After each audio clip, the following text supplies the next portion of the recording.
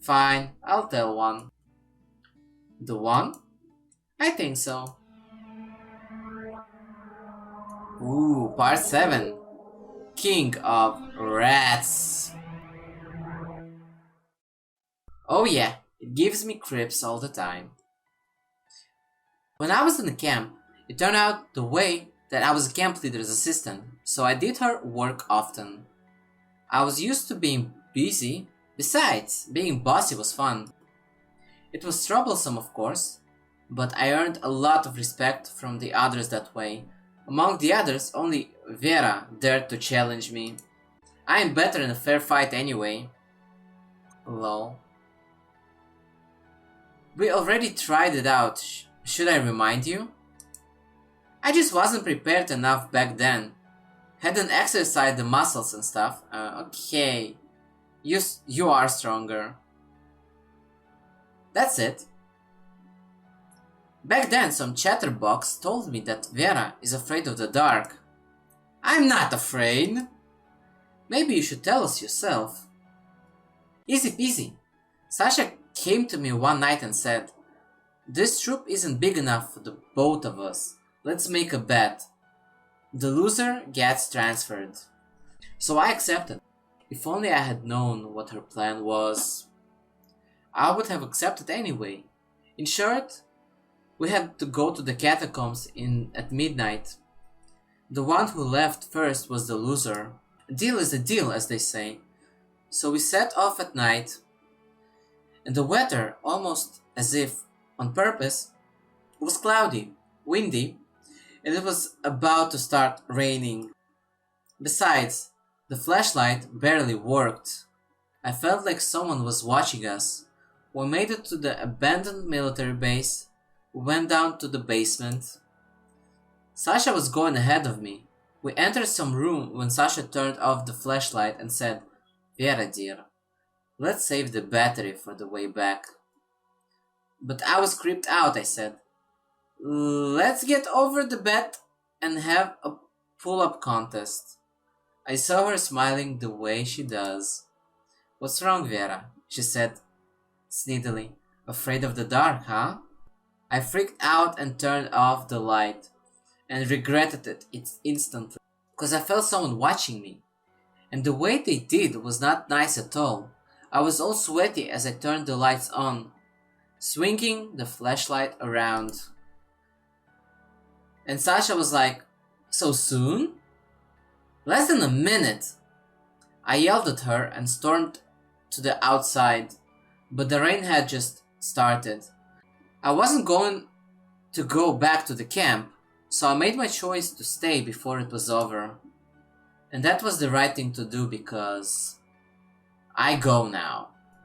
Yeah, go on. After she left, I turned on the flashlight, and when I was about to leave, realized that I couldn't stand up. It seemed like my legs went numb, so I put the flashlight on a nearby box and started rubbing my hips, trying to bring them back to life. It was useless. The thought of calling for Vera came to my mind since she couldn't get very far away and the echo was strong enough in the corridors. But I had just won the bet, so calling for her help would be equal forfeit. So I kept on rubbing my legs. Unfortunately, I felt my hands losing control. They were wiggling down my legs, paralyzed as soon as I leaned on the seats. The only thing I was able to do was turning my head. What's up with me, I thought. Am I being paralyzed? Why? I haven't neither fallen or hit my head or taken drugs. Why can't I move? I was about to piss my pants. Calm down, Alexandra. Calm down. They'll find you missing next morning and Vera knows where you are. They'll find you by lunch at least. Maybe my senses will be back by that time. Breathe.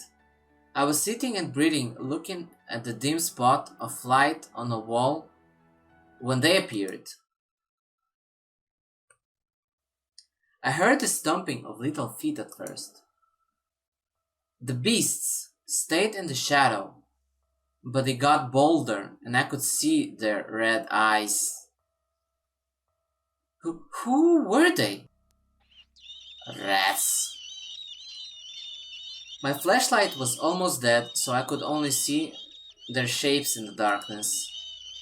Then, I hadn't felt it, but I saw one of the creatures get up on my knees. The grey creature sat on its back feet and looked me in the eyes. Help! Help! I whispered, trying to believe it was just a bad dream. But it didn't work as usual. Help! I yelled at the bottom of my lungs this time. The horrible beasts hid away from my voice. All of them, but the one sitting on my knees. It kept on sitting on its back paws, posing its front ones like in a prayer and looking at my face. It seemed like the rat was smirking.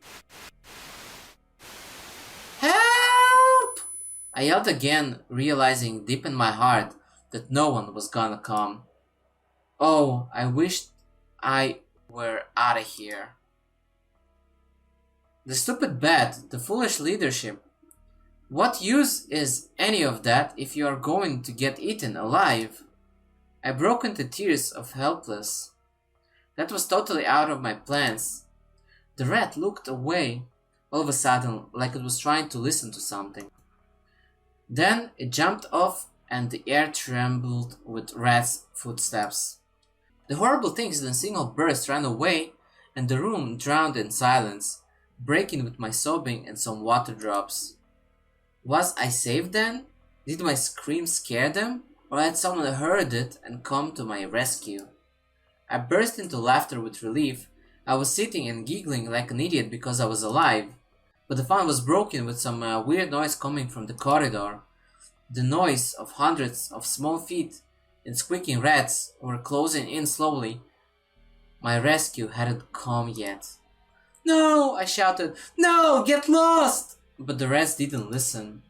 The light of my dying flashlight showed me the room filling with a swarm of the grey beings. There was something big in the middle of it. The creature got into the beam of light and I beheld the Rat King. An ugly beast made of 6 or 7 rats was sitting on the backs of his comrades, moving its paws and muzzle. The beings brought them upon my knees and scattered all over the room. I didn't see them, but I knew they were there around me, watching the king, like in a theater. I was screaming as hard as I could, trying to scare the monster, but it didn't care much. It was heading to my stomach slowly and clumsily climbing up my skirt, leaving a trace of pus and urine on it. Oh, damn. At the time, I was awkwardly glad that my body was numb from the neck down. The Rat King made it to his destination and I heard my shirt ripping as he beat me through it. I had given up on calling for help at the moment, only howling of helpless and fear. Soon the monster will settle his hunger and the rest of the swarm will finish the job. Okay, will she die? Well, we know that she's here, but like... A flash of light blinded me, and in a moment I heard a familiar voice shouting, "Get off! Away with you!"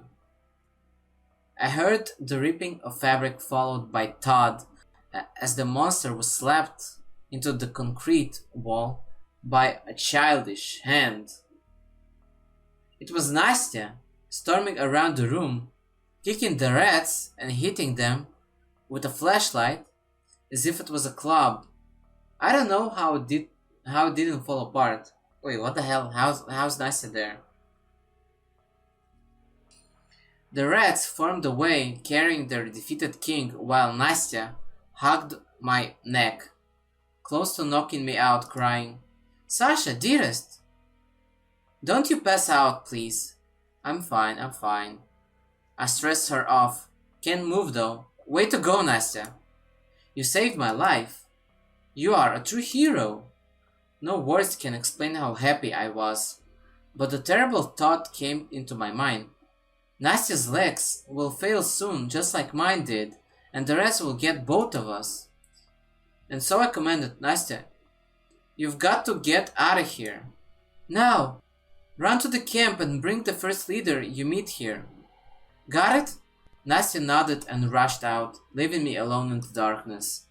I wondered if my sanity could take it, and as her footsteps faded away, odd rustles caught my ear. Maybe it was just my imagination playing a bad trick on me, but it felt like the rats were surrounding me again. Fortunately, Nastia wasn't about to go far away. Let me tell you this part. It is my favorite. When the rain stopped, I got to the outside and saw Nastia running somewhere. I caught up to her and we headed back to Sasha. Man, you should have seen yourself. But yeah, good thing you didn't. A talking dead in the flesh. And then our princess got back to life after we brought her outside. When her limbs started moving, she freaked out with joy. Boy, I had never heard that much swearing. The pain was unbearable as my sensitivity restored. My whole body ached as if it was pierced by thousands of needles. My stomach was burning. Yeah. Nastia was dogging around Sasha like, Sasha, are you alright? Sasha, don't give up. Sasha, does it hurt? I shook her shoulders hard and sent her back to the camp for help. Nastia made a couple of steps and returned like, I won't leave her. Thanks to our beauty, we could settle her down. So we took Sasha's clothes off. All of it. Perv. Ouch! Well, yeah, he deserves it. I'll do the same to you if you don't shut up. I'm good. And off to the lake. There, we used her shirt as bandages in order to wrap her wounds. After we cleaned Sasha from... Put the details away, please. Alrighty. It's almost over anyway. Yeah. We made it back to the camp where we slipped into our couches as if nothing had happened. No adult knew about this, of course. Even Nastia kept her mouth shut. She was way awesome. Aw, pet sleeping Nastia. Aw. Was it for real? It was. Wanna see the scars? I do. He's a perv. Uh-huh. Sasha pulls up her shirt. Oh, damn. Dang!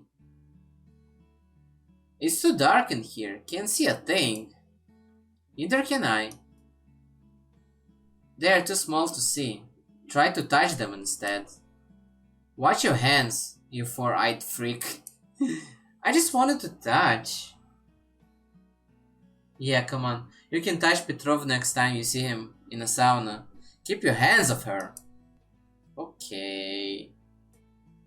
Yeah, he's a bit of a perv. Hey, it's 5 till midnight. Time to call for the Queen of Spades. Okay, so next part, I guess? Wow, what's going on?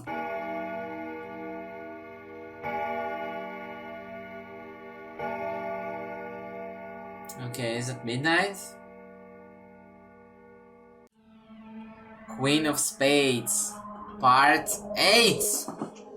Okay, so I think this is supposed to be the last part, right? Okay, let's go. Come, yeah. The Queen of Spades. Come, yeah. The Queen of Spades. Come, yeah. The Queen of Spades. Come, yeah. The Queen of Spades. Come, yeah. The Queen of Spades. Just come! Stop rushes ahead and attacks the Queen of Spades. As she puts him on the floor with a roundhouse kick to the head. Oh wow. Stepa falls down, dropping the mirror. The queen comes in, illuminated by the fire, and turns out to be Eleonora Andreevna. Eleonora Andreevna, is that you? No, I'm the queen of spades. I've come to take away your souls. Ha ha ha ha ha. Quit joking like that, Eleonora Andreevna. Takes off her coat and touches Stepa's wrist. What a tough guy. He will live. Wakes up. Mom? It's alright, Nastya. Sleep. What are you guys doing here? Telling scary stories. Scary stories, huh? Wanna hear the one I know? Yes! Please! Oh, even Ola is excited. Takes a seat. Back in the day, when I worked in a camp, something bad happened to me. One summer night, a group of girls gathered in a music club. Just like you, they were going to summon the Queen of Spades, and just like you, they ended up telling scary stories. The youngest girl was a daughter of the nurse who was working in the camp. She just finished the second year of elementary school, so like 7-8 years old. They took her to the club with them for no reason. Eventually, they ran out of stories, so one of the girls came up to trick the poor thing. When the last story was over, she sneaked behind her and grabbed the poor girl by her legs.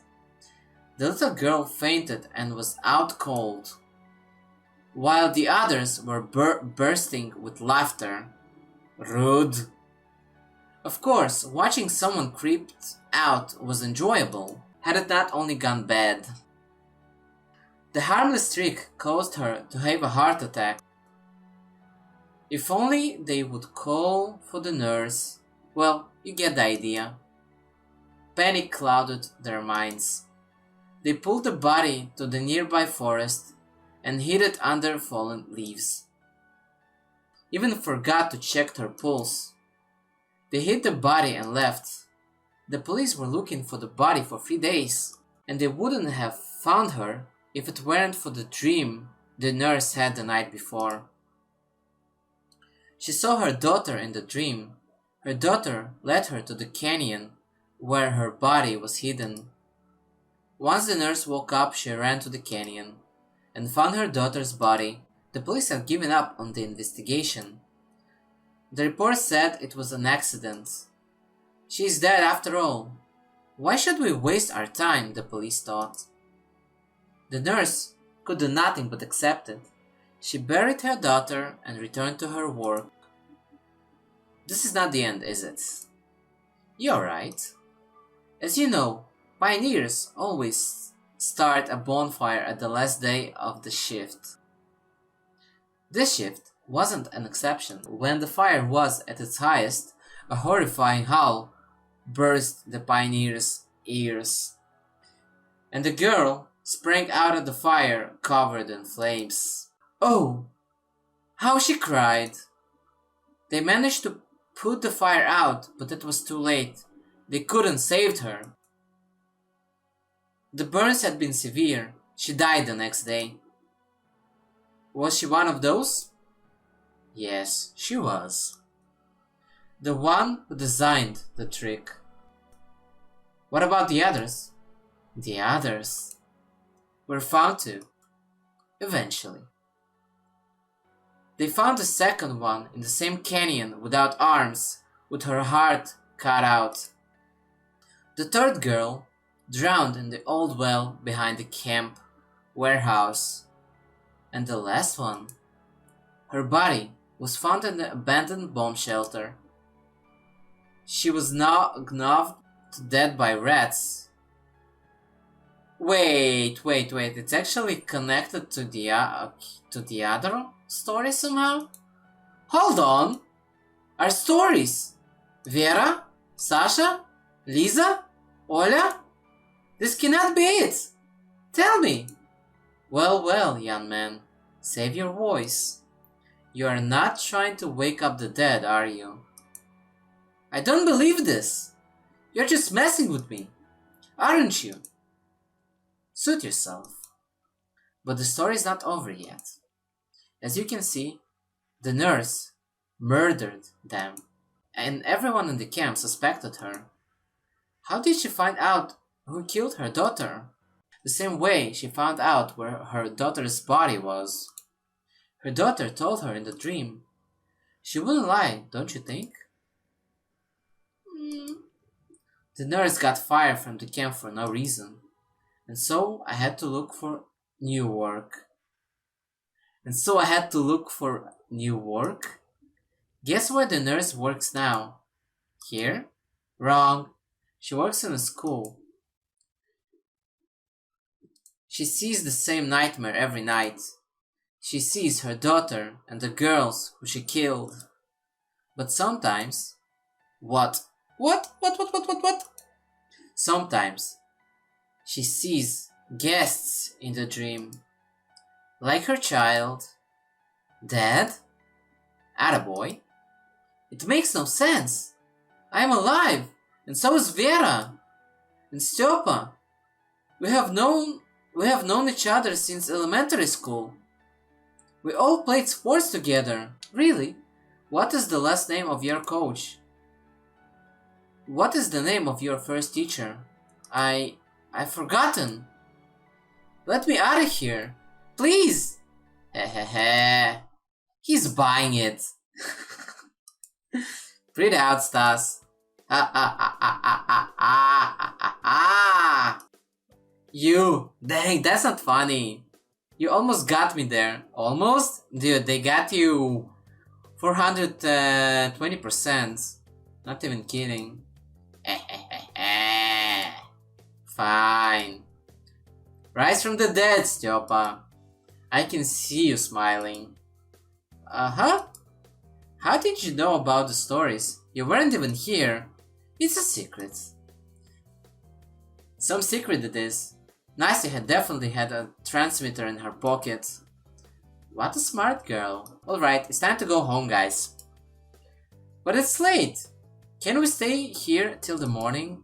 No way, Stas. Go home. Yeah, perv. Go home. Maybe come again tomorrow. Of course.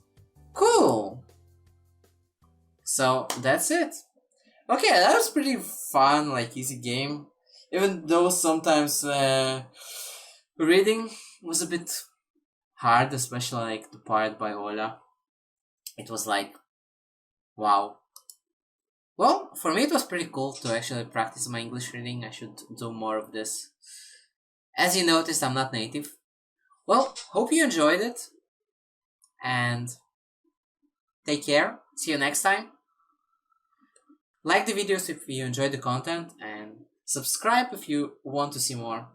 See you guys. Have fun.